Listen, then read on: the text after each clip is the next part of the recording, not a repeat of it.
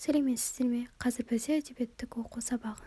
Бүгінгі біздің сабағымыздың тақырыбы адамның табиғатқа бейімделуі. Сабақты жүргізетін мен Құтты Мұратова Балзия. Бүгінгі сабағымызды жылы жүрек әдісімен бастайық. Яғни сыныптастарымызға бүгінгі сабаққа байланысты тілек тілеу арқылы жалғастырамыз. Үй тапсырмасының қайталау мақсатында жедел сұрақ әдісін пайдаланамыз. Балалармен сендерге өткен тақырып бойынша сұрақтар қоямын, сендер сол сұрақтарға жауап бересіңдер. Өткен сабақта қандай тақырыппен таныстық? Өткен сабақта қиялдан қандай әңгіме құрастырдық? Әбділда Тәжібаев деген кім? Әбділда Тәжібаевтың қандай шығармасымен таныстық? Толағай үзіндісі жайлы не есіңде қалды? Тамаша, жарайсыңдар. Бүгінгі біздің өтетін жаңа тақырыбымыз адамның табиғатқа бейімделуі деп аталады.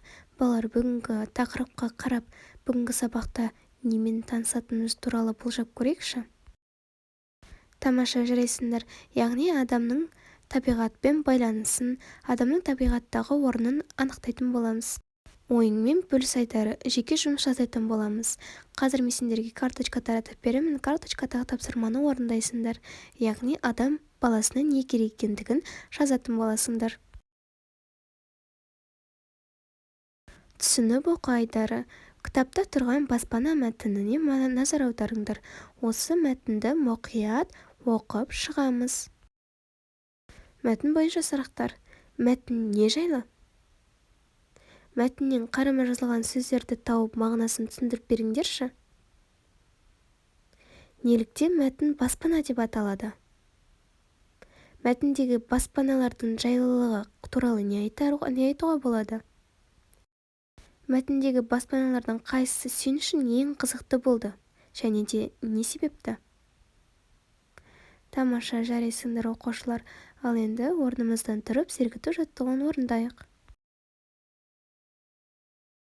Тамаша, жарайсыңдар. Ал енді жұптық тапсырма орындаймыз. Мен сендерге карточкалар таратамын. Сол карточкадағы тапсырманы жұппен орындаймыз. Яғни кигіз үй бен заманауи үйдің айырмашылығы мен ұқсастығын жазатын боласыңдар. Жарайсыңдар оқушылар. Ал енді жұптар бірін-бірі отшашу әдісі арқылы бағалаңдар. Оқушылар, баспананың маңыздылығы туралы қандай қорытынды жасайсыңдар? Сенің арманыңдағы үй ол қандай? Сипаттап беріңдерші. Тамаша, жарайсыңдар оқушылар. Ал енді біз менің пікірім атты әдісті пайдаланатын боламыз. Яғни мен қазір сендерге қима қағаздар таратып беремін.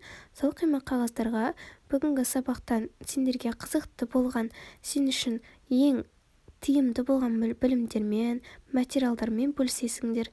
Және де сабақта не ұнады, не ұнамаған жазатын боласыңдар. Яғни өз пікірлеріңмен бөлісетін боласыңдар. Рахмет оқушылар. Ал енді құрастыра ойынын ойнайтын боламыз. Егер де сендерге бүгінгі сабақ ұнаған болса, мына суреттегі үйді толықтай саласыңдар. Ал егер де бүгінгі сабақ ортаншы деңгейде өткен болса, онда оның екі бөлігін алып тастайсыңдар. Мысалға, терезесін, есігін алып тастауға болады. Ал егер де сендерге бүгінгі сабақ мүлдем ұнамаған болса, тек қана төртбұрыштысын және крышасын ғана саласыңдар. Жарайсыңдар оқушылар, рахмет. Үйге тапсырма менің арманымдағы үй тақырыбына шағын әңгіме құрастырып келесіңдер. Сабақ үшін рахмет. Бүгінгі сабақ аяқталды. Сау болыңдар оқушылар.